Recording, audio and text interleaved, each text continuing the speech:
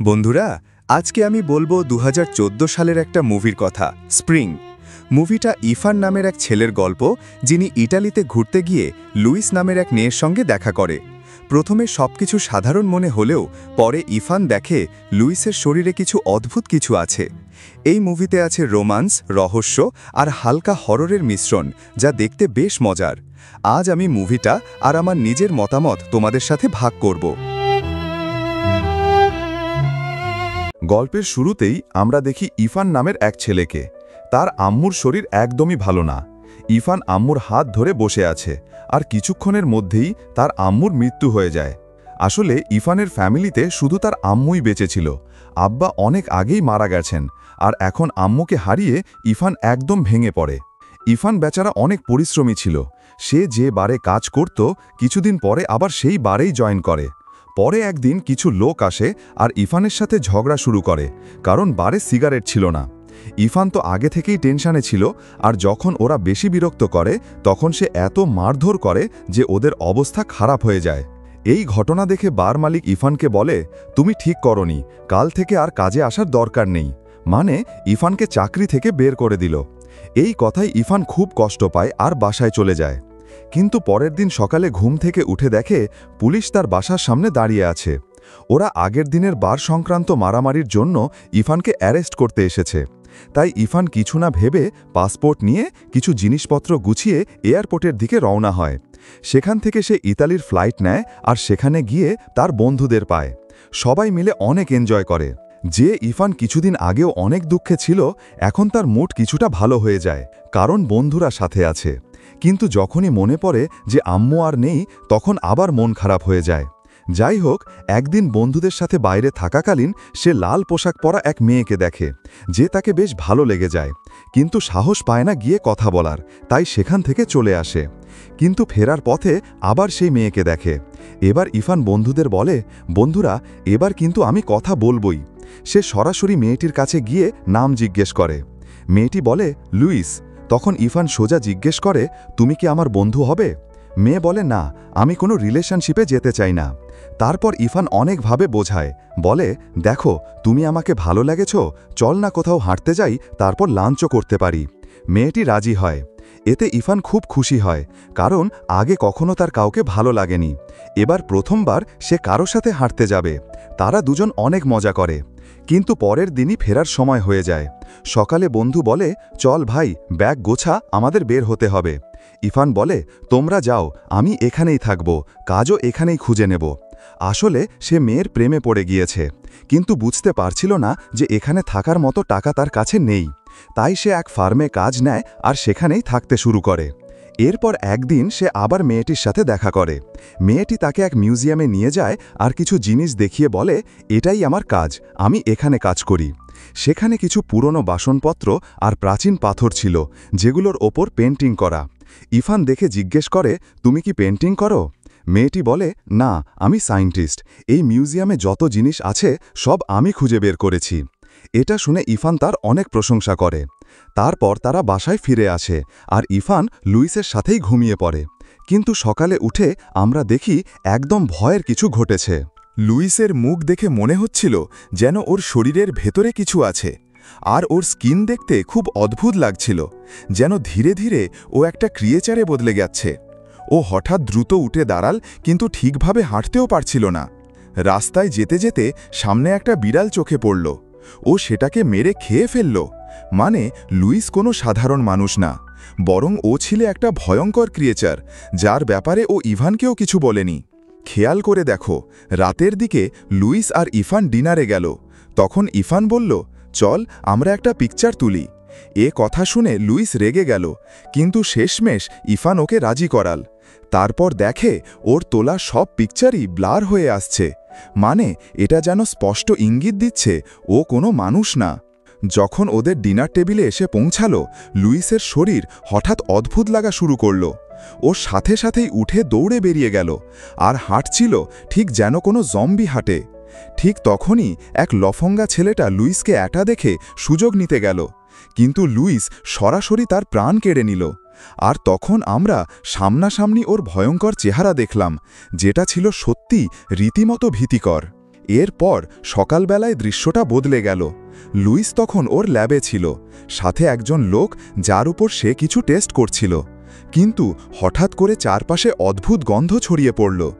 Luis যখন নিজের শরীর চেক করল, তখন দেখল আবারও সে সেই ক্রিয়েচারে বদলে যাচ্ছে। লোকটা বেরোয় যাওয়ার পরই পুরোপুরি ক্রিয়েচারে রূপান্তরিত হলো ও। ওর প্রচণ্ড ক্ষুধা লাগল, তাই তাড়াতাড়ি বাড়ি ফিরে নিজের 2টা পোষা খরগোশকে ধরে খেল। এরপর বাড়িতে অদ্ভুত অদ্ভুত আচরণ করতে লাগল। যখনই সে বুঝত যে ক্রিয়েচারে পরিণত হচ্ছে, তখন নিজেকে একটা ইনজেকশন দিয়ে দিত, আর তাতে আবার নর্মাল হয়ে যেত। এই অবস্থা নিয়ে ও ভীষণ বিরক্ত হয়ে পড়েছিল। প্রায়ই ভাবত কতদিন আর ইফানকে মিথ্যা বলবো, চুপচাপ ওর জীবন থেকে চলে যাওয়াই ভালো। তাই একদিন সরাসরি ইফানের কাছে গিয়ে বলল, আমি আর তোমার সাথে থাকতে পারবো না। ইভান অবাক হয়ে বলল, কেন? এটা করো না, আমায় ছেড়ে যেও না, আমাদের তো দারুণ বন্ধুত্ব হয়েছে, যদি কোনো ব্যাপার থাকে আমায় বলো। কিন্তু লুইস শুধু বলল, না, আমাকে তোমার থেকে দূরে যেতে হবে। এতে ইফানের মন ভেঙে গেল আর সেখান থেকে চলে গেল। তারপর ইফান তার ফার্মে ফিরে গেল, কিন্তু কিছুক্ষণের মধ্যেই পুলিশ সেখানে পৌঁছে গেল, কারণ ও যে কাজ করছিল সেটা ছিল ইলিগাল। তাই সরাসরি সেখান থেকে পালিয়ে লুইসের বাড়িতে গেল, যেন পুলিশ থেকে লুকিয়ে কিছুদিন থাকতে পারে। বাড়ির দরজা খুলতেই দেখল লুইস কোথাও নেই, বরং মাটিতে পড়ে আছে এক অদ্ভুত ভয়ঙ্কর ক্রিয়েচার। আসলে সেটাই লুইস, যে তখন প্রচণ্ড কষ্টে ছটফট করছিল, কারণ পাশে থাকা ইনজেকশনটা হাতে নিতে পারছিল না, অথচ ওটার ওর খুব দরকার ছিল। প্রথমে ইফান কিছুই বুঝতে পারছিল না এটা আসলে কি জিনিস হয়ে গেছে, কিন্তু তবুও ওর প্রাণ বাঁচাতে ইনজেকশনটা তুলে লুইসকে দিয়ে দিল। আর ইনজেকশন নেওয়ার পর ধীরে ধীরে লুইস আবার মানুষে ফিরে এলো। তবে এখনও ওর গায়ে সেই ঘিনঘিনে চিটচিটে পদার্থ লেগেছিল। তখন ইফান কাছে গিয়ে বলল, তুমি আমার কাছ থেকে এই ব্যাপারটা লুকিয়েছ কেন? আমি তো বলেছিলাম তুমি আমায় সব বলতে পারো। লুইস চোখ নামিয়ে বলল, যদি আমি বলতাম তাহলে তুমি আমার সাথে থাকতে না, আমায় ছেড়ে চলে যেতে। ইফান বলল, আচ্ছা ঠিক আছে, এখন অন্তত বলো তুমি আসলে কে? লুইস ধীরে ধীরে বলল, আমি 2000 বছরের পুরনো। আগে আমি ভয়ঙ্কর এক ক্রিয়েচার ছিলাম। মিউজিয়ামে যে পেইন্টিংসগুলো তুমি দেখেছ সব আমারই। আমি সেগুলো খুঁজে পাইনি, সেগুলো আসলে আমারই তৈরি। বরং সময়ের সাথে সাথে এটা আমার সাথে লেগেই ছিল, কিন্তু সময়ের সাথে আমার মধ্যে একটা পরিবর্তন হয়ে গেল। প্রতি 20 বছরে একবার স্প্রিংয়ের সিজনে আমার শরীরের সেল নিজেরাই ধ্বংস হতে শুরু করে। এই জন্য আমি অনেক উইক হয়ে যাই, আর এইগুলোকে কন্ট্রোল করার জন্যই আমাকে ইনজেকশন নিতে হয়।